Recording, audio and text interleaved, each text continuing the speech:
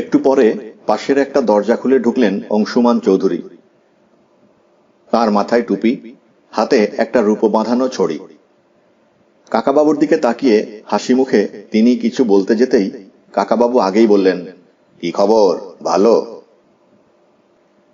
অংশুমান চৌধুরী বেশ চমকে গেলেন। তিনি ভেবেছিলেন কাকাবাবু নিশ্চয়ই রাগারাগি করবেন। তিনি বললেন, হ্যাঁ, আপনি এখন ভালো বোধ করছেন তো? কাকাবাবু বললেন, চমৎকার। এই ছেলেটি কফি আর বিস্কুট খাওয়ালো। শুনলাম একটানা 17 ঘন্টা ঘুমিয়েছি। সেটাও বেশ ভালো ব্যাপার। অনেকদিন ভালো ঘুম হচ্ছিল না।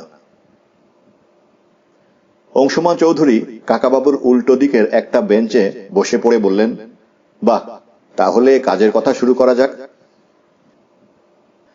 কাকাবাবু দুহাত তুলে আড়মোড়া ভেঙে বললেন, থাক, এখন কাজের কথা টথা থাক। আবহাওয়ার কথা বলুন। গরমটা বেশ কমে গেছে, কি বলেন? অংশুমান চৌধুরী অট্টহাসি হেসে বললেন, আপনি মশাই বিচিত্র মানুষ। আপনার ওপর রাগ আছে আমার, অথচ আপনার কথা শুনে না হেসেও পারি না।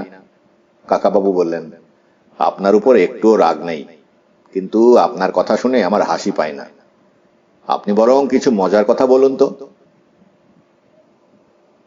অংশুমান গম্ভীর হয়ে ভুরু কুঁচকে বললেন, একটা মজার কথা হচ্ছে এই যে শেষ পর্যন্ত আমি আর আপনি একই সঙ্গে সম্বলপুর যাচ্ছি। আমাদের প্রতিযোগিতার খেলা এর মধ্যে শুরু হয়ে গেছে। কাকাবাবু বললেন, সম্বলপুর ভালো জায়গা, বেড়াবার পক্ষে ভালো জায়গা। শুধু সম্বলপুর নয়, এরপর জঙ্গলেও যেতে হবে। তাও মন্দ নয়, অনেকদিন জঙ্গলে যাওয়া হয়নি। আমি অনেকদিন ট্রেনে চাপিনি, বেশ ভালোই লাগছে। মিস্টার রায়চৌধুরী, আমার মাথায় চুল নেই, আর কোনোদিনও চুল গজাবে না, কিন্তু আপনার মাথা ভর্তি চুল। আমি আপনার চুল দিয়ে বাজি ফেলেছি। এবারের খেলায় আপনি যদি হেরে যান, তাহলে আপনার মাথা কামিয়ে ফেলতে হবে। তারপর আমি একটা আড়ক তৈরি করেছি, সেই আড়ক মাখিয়ে দিলে আপনার মাথাতেও আর কখনো চুল গজাবে না। বাজি ফেলেছেন? কার সঙ্গে বাজি ফেলেছেন? আমার মাথার চুল কামিয়ে ফেলতে হবে, অথচ আমি তার কিছুই জানলাম না। বাজিটা আমি নিজের মনে মনেই ফেলেছি। আর আমি যদি হেরে যাই, তাহলে আমি নিজেও এরপর থেকে ক্রাশ নিয়ে হাঁটব, কোনোদিনও আর দু পায়ে হাঁটব না। কাকাবাবু এবারে মুচকি হেসে বললেন, এইটা আপনি একটা মজার কথা বলেছেন। হারজিতের কথা আসছে কি করে? আমি আপনার সঙ্গে কোনো প্রতিযোগিতায় নামছিই না। নামছেন নাকি মশাই? প্রতিযোগিতা তো এর মধ্যেই শুরু হয়ে গেছে। আমরা কি আর এমনি এমনি সম্বলপুর যাচ্ছি? কাকাবাবু বললেন, তাহলে আমি সম্বলপুরে যাচ্ছি না। এর মধ্যে ট্রেনটার গতি কমে এসেছে। কোনো একটা স্টেশন আসছে। কাকাবাবু উঠে দাঁড়িয়ে ক্রাচ দুটো নিলেন। তারপর ডাক্তারটির দিকে ফিরে অনুরোধের সুরে বললেন, দরজাটা একটু খুলে দিন তো ভাই। ডাক্তারটি তাকালো অংশুমান চৌধুরীর দিকে। অংশুমান চৌধুরীও উঠে দাঁড়িয়ে বললেন, আপনি কি নামতে চাইছেন নাকি? না না, এখানে আপনার নামা হবে না। কাকাবাবু দরজার দিকে এগিয়ে যেতে যেতে বললেন, আপনি আমাকে ঘুমের ওষুধ, ইঞ্জেকশন দিয়ে জোর করে এতটা পথ নিয়ে এসেছেন। এটা একটা শাস্তিযোগ্য অপরাধ। এজন্যে আমি আপনাকে পুলিশের হাতে তুলে দিতে পারতাম, কিন্তু তা দিচ্ছি না। এবারেও আপনাকে ক্ষমা করছি। দয়া করে আপনি আমাকে আর বিরক্ত করবেন না। অংশুমান রেগে উঠে বললেন, ক্ষমা? আপনি আমাকে ক্ষমা করবার কে? এবারে আপনার মাথা নেড়া না করে আমি ছাড়ছি না। অংশুমান এক পা এগোতেই কাকাবাবু ক্রাচ তুলে প্রচন্ড জোরে মারলেন তার হাতের লাঠিটায়। প্রায় সঙ্গে সঙ্গেই তিনি ঘুরে দাঁড়িয়ে ডাক্তারটির বুকে সেই ক্রাচটি ঠেকিয়ে বললেন, আমাকে বাধা দেওয়ার চেষ্টা করবেন না। ডাক্তারটি অসহায়ভাবে বলল, না না, আমি আপনাকে বাধা দেব কেন? সেটা তো আমার কাজ নয়। ট্রেন থেমে গেছে। কাকাবাবু দরজার হাতল ঘুরিয়ে বললেন, গুড বাই। অংশুমান চৌধুরী বললেন, এখানে আপনি জোর করে নামতে চান নামুন, পরে আপনাকে আসতেই হবে সম্বলপুরে। আপনার ভাইপো সন্তু এতক্ষণে সম্বলপুরে পৌঁছে গেছে। জোজোর জ্ঞান ফিরল আরো 3 ঘন্টা বাদে। ততক্ষণে সন্তুর ঝিমুনি এসে গেছে। খড়গপুরে সে জোজোকে ফেলে নামতে পারেনি। তারপরেও জোজোর জ্ঞান ফেরার অপেক্ষায় সে অনেকক্ষণ বসেছিল। খাকি পোশাক পরা লোকটাও চা খাবার একটু পরেই ঘুমিয়ে পড়েছে। সন্তু আর একা কতক্ষণ জেগে থাকবে? জোজো চোখ মেলেও শুয়ে রইল কিছুক্ষণ। তারপর এক সময় ধড়মড় করে উঠে বসল। সন্তু ও খাকি পোশাক পরা লোকটির দিকে সে তাকালো অবাকভাবে। তাকে কখন ট্রেনে তোলা হয়েছে তা সে বিন্দু বিসর্গও জানে না। রাত্রি ট্রেন ছুটছে দারুণ জোরে। জানলা খোলা, বাইরে শুধু অন্ধকার। কূপের দরজাটাও খোলা। এদিক ওদিক চোখ বোলাতেই জোজোর চোখে পড়ল স্যান্ডউইচের বাক্সটা। ঘুম ভাঙতেই খিদেতে তার পেট জ্বলছে দাও দাও করে। কোনো দ্বিধা না করে সে বাক্সটা তুলে নিল। তাতে তখনও গোটা 3 স্যান্ডউইচ অবশিষ্ট আছে। জোজো প্রথমে একটা তুলে নিয়ে গন্ধ শুকল, তারপর খেতে শুরু করে দিল। 3টেই শেষ করে ফেলল সে। দেওয়ালের একটা হুকে একটা ওয়াটার বটল ঝুলছে, সেটা নামিয়ে সে জল খেলো অনেকখানি। এবারে জোজো সন্তুর মুখের কাছে মুখ ঝুঁকিয়ে এনে দেখল সত্যিই সন্তু কিনা। তার ভুরু কুঁচকেই আছে। এখনো সে কিছু বুঝতে পারছে না। খাকি পোশাক পরা লোকটাকেও সে লক্ষ্য করলো ভালো করে। একে সে জীবনে কখনো তো দেখেনি। লোকটি নাক ডাকিয়ে ঘুমোচ্ছে। জোজো এবারে কূপের দরজার কাছে গিয়ে বাইরেটায় উঁকি দিল। সরু করিডরটা শূন্য। এখন কত রাত কে জানে। ল্যাট্রিনটা বাঁ দিকে। জোজো চমকে পেছনে ফিরে তাকালো। খাকি পোশাক পরা লোকটার নাক ডাকছিল একটু আগে, কিন্তু আসলে সে ঘুমোয়নি। লোকটা কিন্তু চোখ বুজেই আছে এখনো। লোকটি আবার বলল, বাথরুমে যাবে তো যাও, ঘুরে এসো। জোজোর সত্যি বাথরুমে যাওয়া দরকার। সে কোনো কথা না বলে বাঁ দিকে চলে গেল। বাথরুমের কাছেই একটা আলাদা সিটে একজন কন্ডাক্টর গার্ড বসে বসে ঢুলছে। এখন বেশ গভীর রাত মনে হচ্ছে। এই কামরায় আর কেউ জেগে নেই বলেই মনে হয়। কোথায় যাচ্ছে এই ট্রেন? বাথরুম সেরে জোজো ফিরে এলো, কিন্তু কূপের মধ্যে ঢুকলো না। দরজার কাছে দাঁড়িয়ে সে ডাকলো, সন্তু, এই সন্তু। খাকি পোশাক পরা লোকটি চোখ বোঝা অবস্থাতেই ঠোঁটে আঙুল দিয়ে বলল, এত জোরে কথা বলে না, ভেতরে এসে কথা বলো। জোজো এবারে তীব্র গলায় জিজ্ঞেস করল, আপনি কে? লোকটি বলল, ভেতরে এসে শুয়ে পড়ো না ভাই, এত রাত্রে কেন গোলমাল করছো? আমি কেউ না, আমি একজন অতি সাধারণ লোক, তোমাদের সঙ্গে যাচ্ছি। এত কথাবার্তায় সন্তু জেগে উঠল। তাকে চোখ মেলতে দেখেই জোজো বলল, এই সন্তু, উঠে আয়, শিগগির উঠে আয়, আমি পুলিশ ডেকেছি। এক্ষুনি পুলিশ এসে এই স্পাইকে অ্যারেস্ট করবে। খাকি পোশাক পরা লোকটা এবারে উঠে বসে বিরক্ত ভঙ্গি করে বলল, আর জ্বালালে দেখছি, চলন্ত ট্রেনে পুলিশ আসবে কি করে? এলে তো আসবে পরের স্টেশনে। পরের স্টেশন আসতে এখনো 2 ঘন্টা দেরি আছে, ততক্ষণ ভেতরে এসে বসো। তারপর সে সন্তুর দিকে ফিরে বলল, তোমার বন্ধুকে বলো না, আমি কি তোমাদের মারছি না ধরছি। তোমরা পালাতে চাও পালাবে, থাকতে চাও থাকবে। তাছাড়া আমি স্পাই হতে যাব কোন দুঃখে? ওসব ঝামেলায় আমি নেই। জোজো সন্তুকে জিজ্ঞেস করল, তুই কি লোকটাকে চিনিস? সন্তু দুদিকে মাথা নেড়ে বলল, না। জোজো বলল, আমি চিনি, রামপ্রতাপ সিং এর অ্যাসিস্ট্যান্ট। রামপ্রতাপ সিং হলো আমার বাবার 1 নম্বরের শত্রু। বিলাসগড়ের রাজার ছেলেকে রামপ্রতাপ সিং গুম করতে গিয়েছিল। আমার বাবা তার সব ষড়যন্ত্র ফাঁস করে দিয়েছিল। এখন সেই রাগে রামপ্রতাপ সিং আমাকে ক্লোরোফর্ম দিয়ে অজ্ঞান করে ধরে নিয়ে যাওয়ার ব্যবস্থা করেছিল। আমি কিন্তু অজ্ঞান হইনি, এতক্ষণ চোখ বুজে সব শুনেছি। খাকি পোশাক পরা লোকটি চোখ বড় বড় করে বলল, ওরে বাবা, এ যে এক লম্বা চওড়া গল্প। রামপ্রতাপ সিং এর নাম আমি আমার বাপের জন্মে শুনিনি। বিলাসগড়টাই বা কোথায়? সন্তু বলল, জোজো, ভেতরে এসে বস, আমি তো ব্যাপারটা কিছুই বুঝতে পারছি না। জোজো এবারে ভেতরে এসে বলল, আমি গার্ড সাহেবকে সব বলে এসেছি। উনি টরে টক্কা করে পরের স্টেশনে খবর পাঠিয়ে দিয়েছেন। ট্রেন থামতেই পুলিশ এসে এই স্পাইটাকে অ্যারেস্ট করবে। লোকটি উঠে কূপের দরজাটা টেনে বন্ধ করে ছিটকিনি লাগালো। তারপর তাতে পিঠ দিয়ে দাঁড়িয়ে বসল। এই, স্পাই স্পাই করবে না বলে দিচ্ছি। পুলিশ আসে তো ভালোই, আমার আইডেন্টিটি কার্ড দেখাবো। তুমি তো খুব চালু দেখছি, এর মধ্যে গার্ডকে খবর দিয়ে এলে।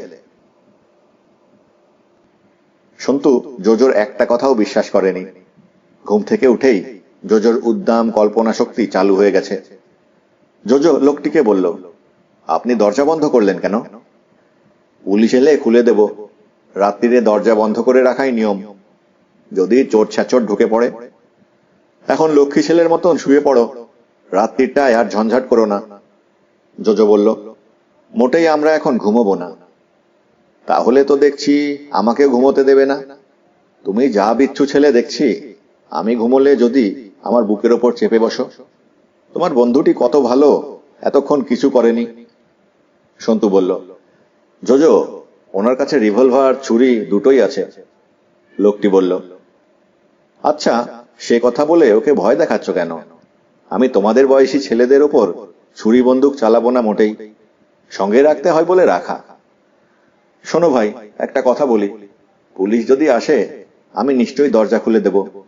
আর যদি না আসে, তাহলে আর রাত্রিরে দরজা খুলো না, সকাল হলে দেখা যাবে। আমি এখন শুয়ে পড়ছি, কেমন? যদি হঠাৎ ঘুমিয়ে পড়ি, আমার গায়েটায় যেন হাত দিতে যেও না। আমার ঘুম খুব পাতলা। লোকটি সত্যি আবার শুয়ে পড়ে চোখ বুঝল। জোজো এসে বসলো সন্তুর পাশে। সন্তু জিজ্ঞেস করল, তুই আগে বলতো, তোকে এরা কি করে নিয়ে এলো এখানে? জোজো বলল, আমি চেতলা পার্ক দিয়ে শর্টকাট করছিলাম, বুঝলি। লোডশেডিং, মানুষজন দেখা যায় না। এমন সময় 4 জন লোক হঠাৎ আমায় ঘিরে ধরল। আমি ক্যারাটেতে ব্ল্যাক বেল্ট পেয়েছি, জানিস তো। টপাটপ এক একজনকে ঘায়েল করতে লাগলাম। 3 জন চিৎপটাং হয়ে গেল। শুধু অন্ধকারের মধ্যে একজন হঠাৎ আমার পিঠে বুঝি ইনজেকশনের সিরিঞ্জ ফুটিয়ে দিল। তাতে আমি টেম্পোরারি কিছুক্ষণের জন্য। সন্তু বুঝল, জোজোর কাছ থেকে আসল ঘটনাটা সহজে জানা যাবে না। জোজো অনেকখানি রং না চড়িয়ে কিছুই বলতে পারে না। সন্তুর ঘুম পাচ্ছে। জোজো বহুক্ষণ ঘুমিয়ে বা অজ্ঞান হয়েছিল, কিন্তু সন্তু তো বেশিক্ষণ ঘুমোয়নি। জোজোর কথা শুনতে শুনতে তার ঝিমুনি এসে গেল। পরের স্টেশনে পুলিশ এলো না, তার পরের স্টেশনেও। সন্তু যখন আবার ভালো করে জেগে উঠল, তখন ভোর হয়ে গেছে। জোজো তার কাঁধে হেলান দিয়ে কখন যেন ঘুমিয়ে পড়েছিল। খাকি পোশাক পরা লোকটি এর মধ্যেই উঠে পড়ে চুল আঁচড়াচ্ছে। সন্তুর চোখে চোখ পড়তেই সে বলল, তৈরি হয়ে নাও, এবারে নামতে হবে।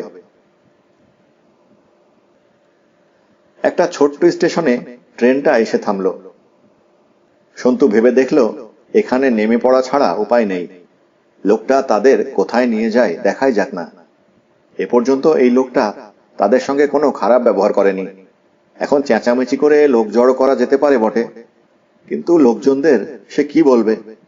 এই লোকটা তাদের দুজনকে জোর করে ধরে এনেছে। সে আর জোজো দুজনেই কলেজে পড়া ছাত্র, তারা ছেলে ধরার পাল্লায় পড়েছে। এ কথা শুনলে কেউ বিশ্বাস করবে? এরকম কথা সন্তু মুখ ফুটে বলবেই বা কি করে? তাছাড়া এই লোকটা তো সত্যিই সন্তুকে জোর করে আনেনি। সন্তু খড়গপুরে নেমে যেতে চাইলে লোকটা তো একবারও আপত্তি করেনি। তাহলে দেখাই যাক না কি উদ্দেশ্যে তাদের এখানে নিয়ে আসা হয়েছে। সে জোজোকে ঠেলা মেরে বলল, এই ওঠ। জোজো চোখ মেলেই জিজ্ঞেস করল, পুলিশ এসেছে? খাকি পোশাক পরা লোকটি বলল, চলো আগে নামি স্টেশনে, তারপর সেখানে পুলিশের খোঁজ করা যাবে। এখন এখানে কিন্তু ট্রেন বেশিক্ষণ দাঁড়াবে না। ওরা নেমে পড়ল প্ল্যাটফর্মে। একটু পরেই ট্রেন ছেড়ে দিল। ছোট স্টেশন, আর 2-3 জন মাত্র যাত্রী নেমেছে এখানে। লোকজন বিশেষ নেই। স্টেশনের বাইরে সুন্দর ফুলের বাগান। একজন ফর্সা লম্বা মতন লোক, পাজামা আর সিল্কের পাঞ্জাবি পরা, এগিয়ে এলো ওদের দিকে। সঙ্গে একটা বেশ বড় অ্যালসেশিয়ান কুকুর। হাসি হাসি মুখে লোকটি তিনজনের দিকেই বলল, কি আসতে কোনো অসুবিধে হয়নি তো? রাত্রে ঘুম হয়েছে? লোকটির ভাবভঙ্গি এমন যেন সন্তুদের সঙ্গে তার অনেক দিনের চেনা, যেন কোনো আত্মীয় ওদের স্টেশনে রিসিভ করতে এসেছে। অথচ সন্তু এই লোকটিকে কোনো দিনও দেখেনি। সে জোজোর দিকে তাকালো। জোজো লোকটিকে চেনে বলে মনে হলো না, যদিও জোজো ভুরু কুঁচকে ঠোঁটে ঠোঁট চেপে আছে। খাকি পোশাক পরা লোকটি বলল, রাত্রিরে মশাই একদম ভালো ঘুম হয়নি। আমি এখন হোটেলে গিয়ে ঘুমোবো, তারপর বিকেলের ট্রেনে ফিরব। পকেট থেকে একটা লম্বাটে নীল খাতা বের করে পাতা উল্টে বলল, নিন, এখানে সই করুন। দুজনকেই ঠিকঠাক বুঝে পেয়েছেন তো? সিল্কের জামা পরা লোকটি খাতাটাই সই করে দিল। আমার ডিউটি ওভার, সব ঠিক আছে? হ্যাঁ, আপনি যেতে পারেন। খাকি পোশাক পরা লোকটি সন্তুদের দিকে তাকিয়ে বলল, চলি ভাই, ভালো থেকো, ভালো বেড়ানো হোক তোমাদের। সে লাইন পেরিয়ে চলে গেল অন্যদিকে। সিল্কের জামা পরা লোকটি সন্তুর দিকে তাকিয়ে বলল, তোমার নাম সন্তু আর এর নাম জোজো, তাই না? আমার নাম লর্ড, আর আমার এই কুকুরের নাম টম। চলো তবে যাওয়া যাক। জোজো বলল, নমস্কার মিস্টার লর্ড। আচ্ছা, এখানকার থানাটা কোথায় একটু বলতে পারেন? সিল্কের জামা পরা লর্ড বলল, থানা? তা একটু দূরে আছে। থানায় কিছু দরকার আছে বুঝি? সে যাওয়া যাবে বিকেলের দিকে। তোমাদের কাকাবাবু আর পিসে মশাই অপেক্ষা করে আছেন। চলো, দেরি করলে ওনারা চিন্তা করবেন।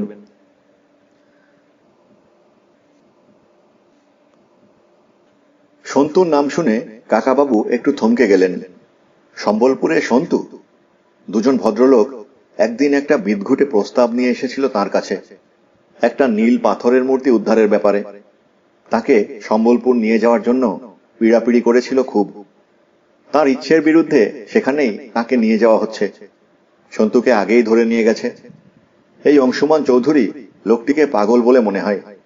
সন্তুকে নিয়ে কি করবে কে জানে।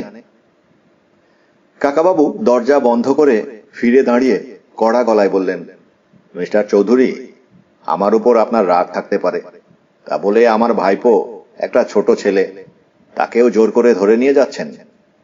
আপনাকে আমি ভদ্রলোক ভেবেছিলাম। সন্তুর কয়েক বেলা পড়াশুনো নষ্ট হবে। অংশুমান চৌধুরী মেঝে থেকে তার রূপো বাঁধানো লাঠিটা কুড়িয়ে নিয়ে সেটার উপর এমন মমতার সঙ্গে হাত বুলোতে লাগলেন যেন সেটা তার নিজের হাত কিংবা পা। মুখ না তুলে তিনি বললেন, আপনাকে ক্রাস দুটো ব্যবহার করতে দিয়েছি, সেটাই কি আমার ভদ্রতা নয়? তা বলে যখন তখন ক্রাচ তুলে মারতে আসবেন, এটাই কি আপনার ভদ্রতা? আমি ইচ্ছে করলেই আপনার ক্রাচ দুটো সরিয়ে রাখতে পারতাম কি না? তখন তো এক পাও হাঁটতে পারতেন না। তরুণ ডাক্তারটি এক কোণে আড়ষ্ট হয়ে দাঁড়িয়ে আছে। কাকাবাবুর সঙ্গে চোখাচোখি হতেই সে বলল, এই রকম মারামারির ব্যাপার হবে জানলে আমি আসতাম না। আমাকে এনগেজ করা হয়েছিল ট্রেনে একজন অসুস্থ লোকের দেখাশোনা করার জন্য। অংশুমান চৌধুরী বললেন, তোমার কাজ ফুরিয়ে গেছে। আমার এক্সপেরিমেন্ট সাকসেসফুল। তোমাদের মেডিকেল সায়েন্স যা জানে না সেরকম একটা ওষুধ আমি আবিষ্কার করেছি। সেই ওষুধ একটা পিনের ডগায় অতি সামান্য একটু লাগিয়ে যে কোনো মানুষের শরীরে ফুটিয়ে দিলে সে 5-6 ঘন্টার জন্য ঘুমিয়ে পড়বে। কত বড় আবিষ্কার ভেবে দেখো তো। বড় বড় খুনে ডাকাতকেও এই সামান্য একটা পিন ফুটিয়ে কাবু করে দেওয়া যাবে। এই আবিষ্কারের জন্য আমার নোবেল প্রাইজ পাওয়া উচিত।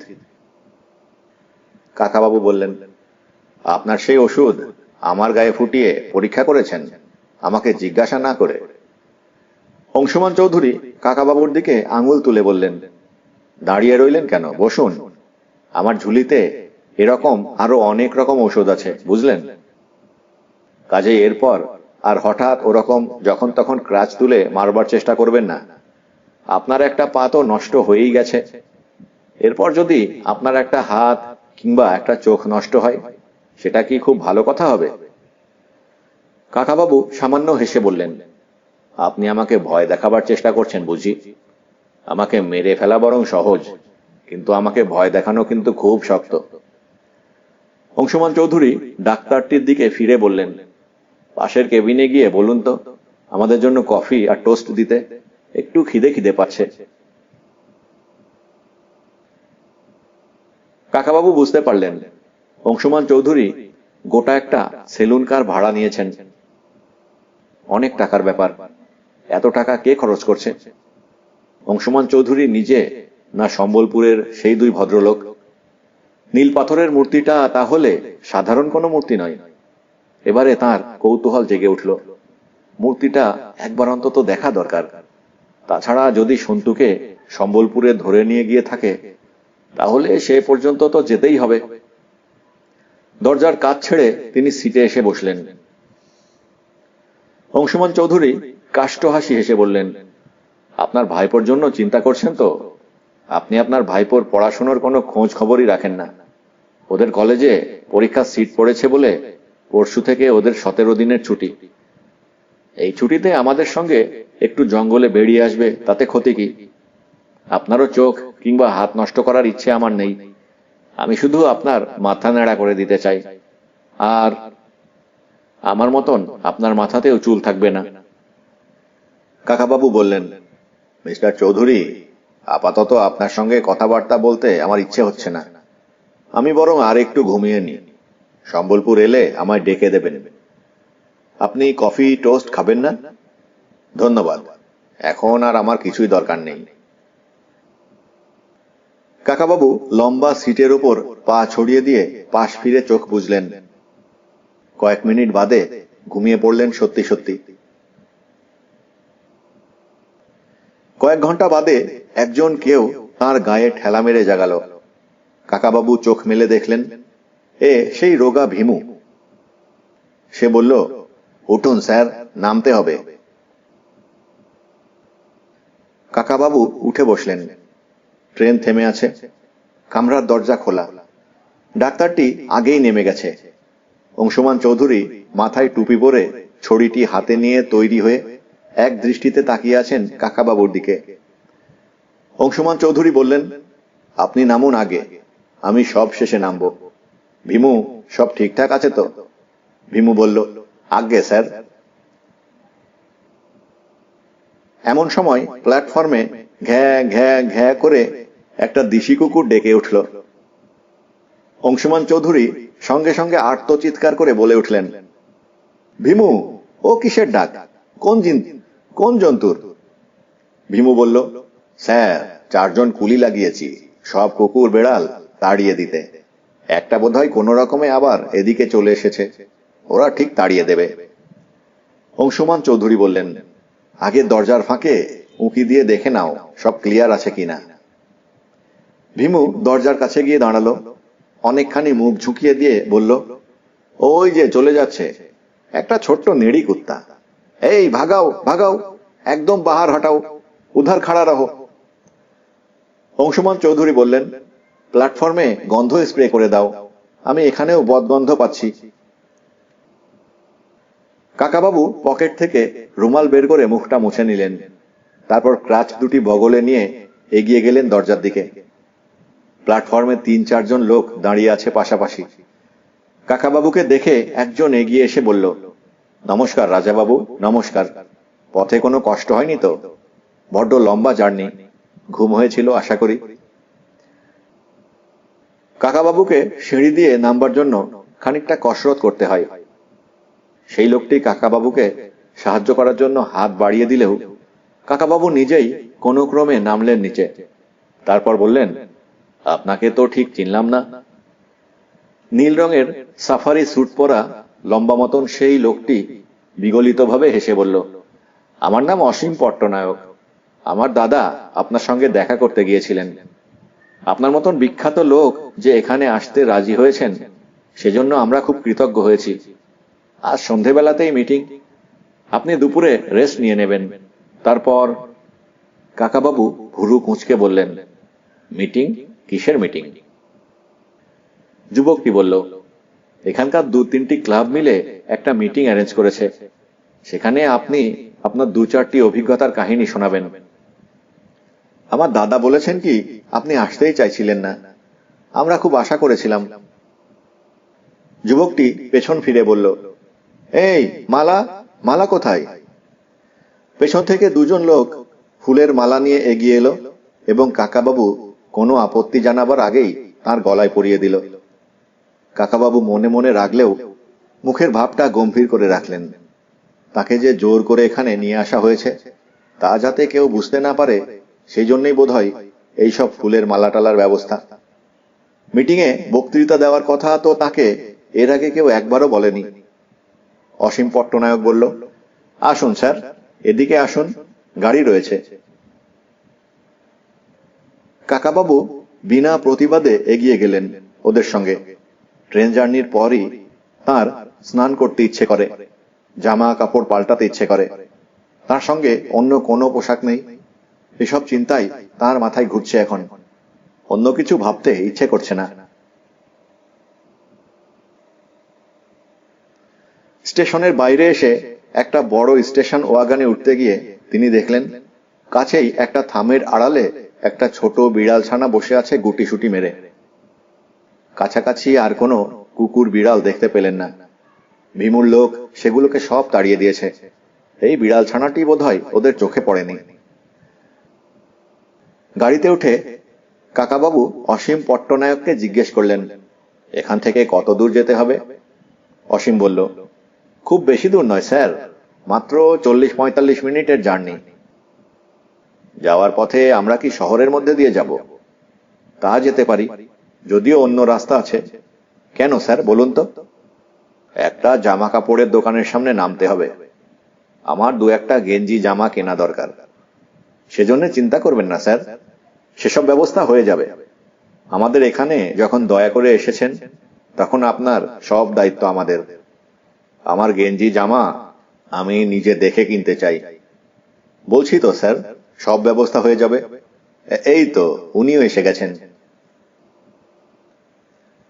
কাকাবাবু দেখলেন স্টেশন গেট পেরিয়ে বাইরে আমাদের অংশুমান চৌধুরী, চোখে কালো চশমা। এক হাতে তিনি নিজের নাক টিপে আছেন, অন্য হাত ধরে আছে তার সহকারী ভীমু।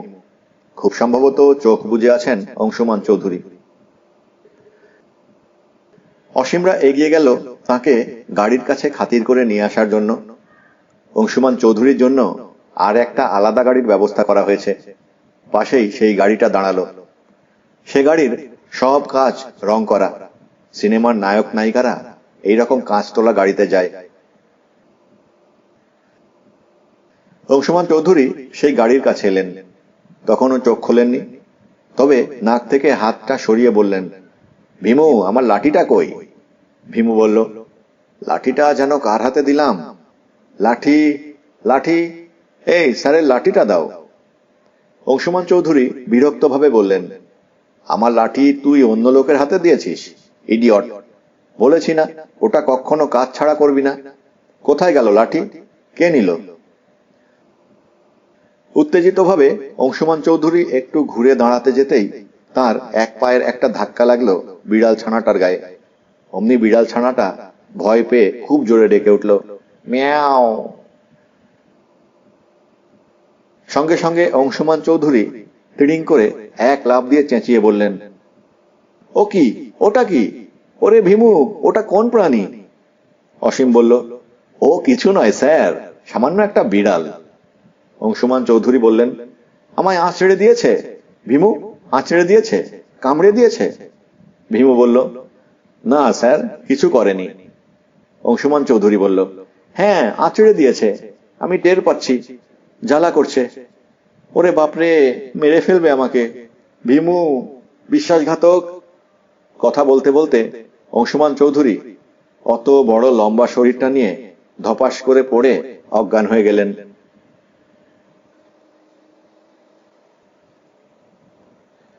স্টেশন থেকে বেরোবার সময় সন্তু লক্ষ্য করল এটা সম্বলপুর স্টেশন নয়। যদিও ট্রেনের খাকি পোশাক পরা লোকটি বলেছিল তাদের সম্বলপুরে নিয়ে যাওয়া হচ্ছে। এই জায়গাটার নাম ধওলাগড়। ছোট স্টেশন, তার বাইরে সুরকির রাস্তা। সেখানে 2-3টি সাইকেল রিক্সা আর একটা টাঙা দাঁড়িয়ে। সন্তু আগে থেকেই বুঝতে পারল টাঙাটা এসেছে তাদের জন্যই। সাধারণ ভাড়ার টাঙা নয়, বেশ ঝকমকে তকতকে। ঘোড়াটিও বেশ তেজি।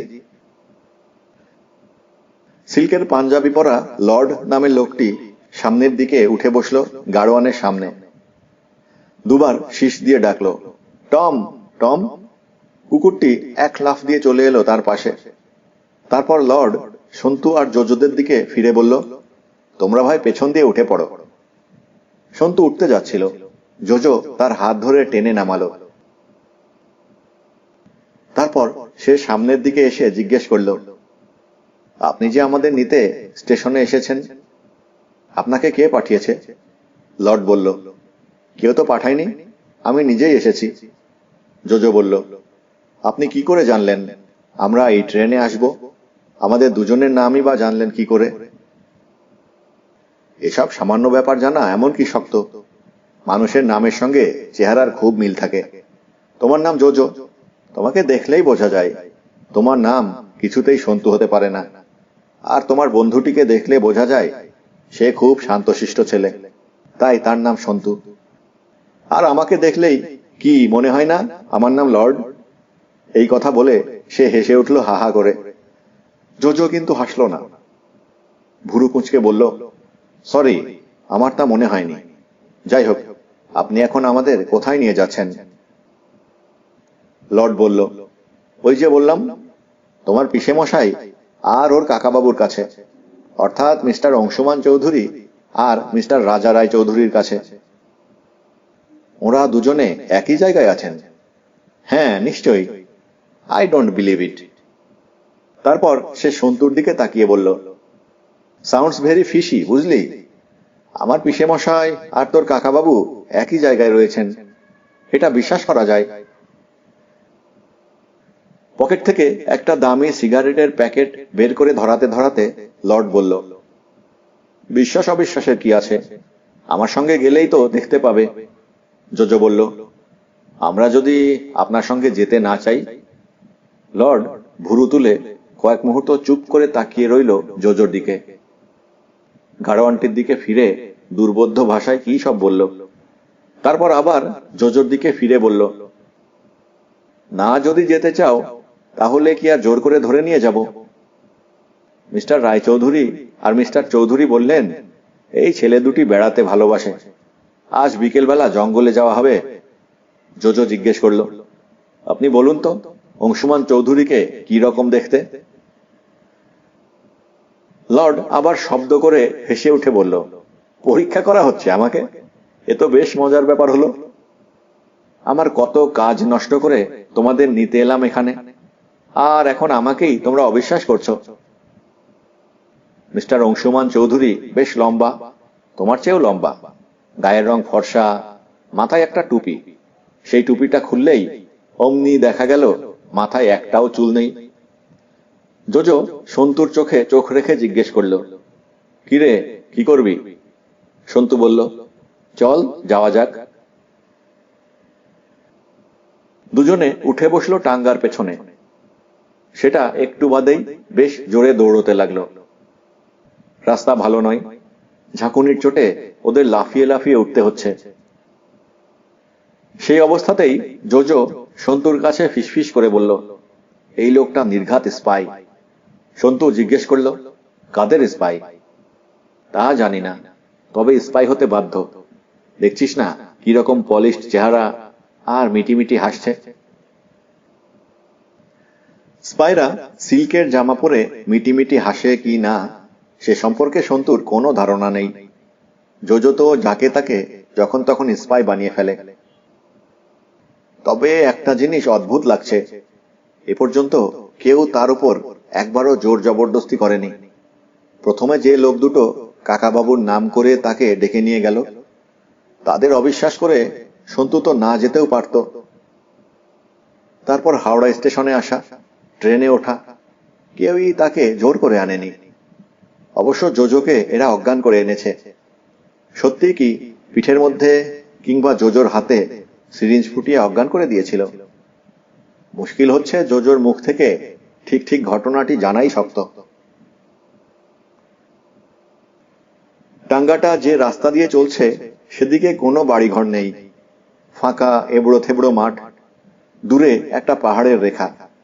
এরা কোথায় চলেছে কে জানে। একটা জায়গায় দেখা গেল কয়েকটা দোকানপাট, সেখানে টাঙ্গাটা থেমে গেল হঠাৎ। লর্ড পেছন ফিরে বলল, এখানে খুব ভালো জিলিপি পাওয়া যায়, একটু জিলিপি খাওয়া যাক, কি বলো? তোমাদের নিশ্চয়ই খিদে পেয়েছে। রাত্রিরে ভাত টাত কিছু খাওয়া হয়নি, দু একটা মাত্র স্যান্ডউইচ। সন্তুর খিদে পেয়েছে খুবই। জিলিপির নাম শুনেই যেন তার খিদে আরো বেড়ে গেল। লর্ড নেমে পড়ল জিলিপি নেওয়ার জন্য। তার কুকুরটাও লাফ দিয়ে নামলো তার সঙ্গে সঙ্গে। এত বড় চেহারার একটা কুকুর, কিন্তু মুখ দিয়ে কোনো শব্দ করে না, শুধু সে খুব জোরে জোরে ল্যাজ নাড়ে। জিলিপি ভাজার গন্ধ নাকে আসছে। জোজো হঠাৎ বলল, ওই দেখ সন্তু, রাস্তার ওপাশের বাড়িটা। সেটা একটা একতলা টালির বাড়ি, তার গায়ে ইংরেজিতে লেখা পুলিশ চৌকি। সামনে একটা ভাঙা লরি দাঁড়িয়ে আছে। জোজো বলল, ওই তো থানা, ওখানে একটা খবর দিতে হবে। সন্তু জিজ্ঞেস করল, থানায় কি বলবি? জোজো সে কথার কোনো উত্তর না দিয়ে তড়াক করে নেমে গেল টাঙ্গা থেকে। সন্তু নামলো না। থানায় গিয়ে কি বলা হবে? এই লোকটা তাদের জোর করে ধরে নিয়ে যাচ্ছে। এই কথা শুনলে পুলিশরা হাসবে না? যারা জোর করে নিয়ে যায় তারা কখনো থানার সামনে গাড়ি থামিয়ে জিনিস কেনে? জোজো বেশি দূরে যেতে পারল না। রাস্তাটা পার হতেই টম তীব্রভাবে ছুটে গিয়ে সোজা তার বুকের উপর দুটো থাবা মেলে দাঁড়ালো। জোজো চেঁচিয়ে উঠল, ওরে বাবারে, ওরে বাবারে, save me, save me. Lord দৌড়ে যেতে যেতে হুকুমের সুরে বলল, Tom, Tom, come back, come here. প্রভুর হুকুম শুনে টম ছেড়ে দিল জোজোকে। ততক্ষণে সন্তুও নেমে পড়েছে। টমকে দেখেই সে বুঝতে পেরেছে খুব ট্রেনিং পাওয়া কুকুর, সহজে কামড়াবে না, শুধু ভয় দেখাবে। লর্ড জোজোকে জিজ্ঞেস করল, কি ব্যাপার, হঠাৎ তুমি দৌড়তে গেলে কেন? টম কারো দৌড়ানো পছন্দ করে না। জোজো বলল, আমার ছোট বাথরুম পেয়েছে। লর্ড হেসে বলল, ও এই ব্যাপার, তা আমাকে আগে বললেই হতো। ওই যে বড় গাছটা দেখা যাচ্ছে, তার পাশ দিয়ে মাঠে নেমে যাও। আস্তে আস্তে যাও, দৌড়বার দরকার নেই। টম সন্তুর কাছে এসে তার গায়ের গন্ধ শুঁকে তারপর সন্তুর উরুতে মাথা ঘষতে লাগলো, যেন সে সন্তুর কাছ থেকে আদর চাইছে। সন্তু তার মাথায় হাত বুলিয়ে দিল। লর্ড জিজ্ঞেস করল, তোমার বাড়িতে কুকুর আছে বুঝি? সন্তু মাথা হেলিয়ে বলল, হ্যাঁ। তোমার গায়ের গন্ধ শুঁকে টম ঠিক টের পেয়েছে।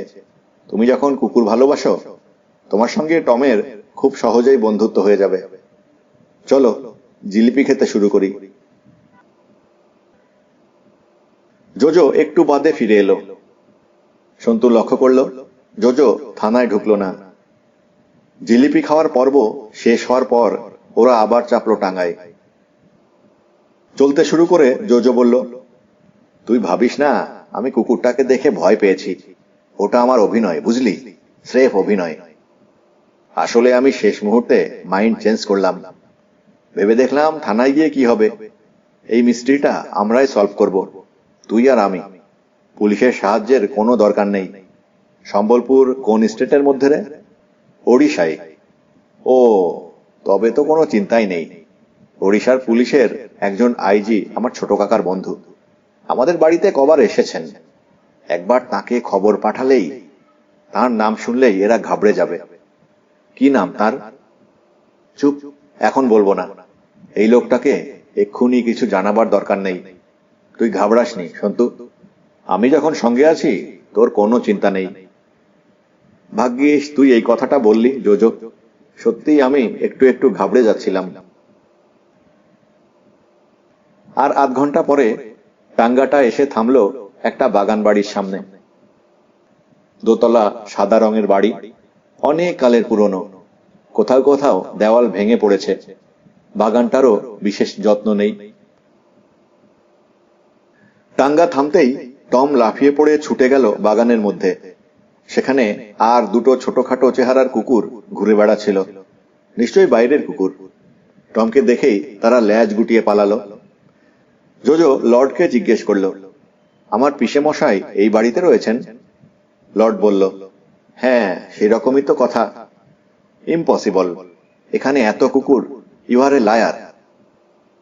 এবার রেগে গেল লর্ড। তার ঠোঁট থেকে হাসি মুছে গেল। সে কড়া গলায় বলল, কি, তুমি আমাকে লায়ার বললে? ঠিক আছে, বিশ্বাস করতে না চাও এসো না। তোমাকে কি আমি ধরে রেখেছি? তোমার যেখানে খুশি চলে যেতে পারো। তারপর সে তো গটগট করে ঢুকে গেল বাড়িটার মধ্যে।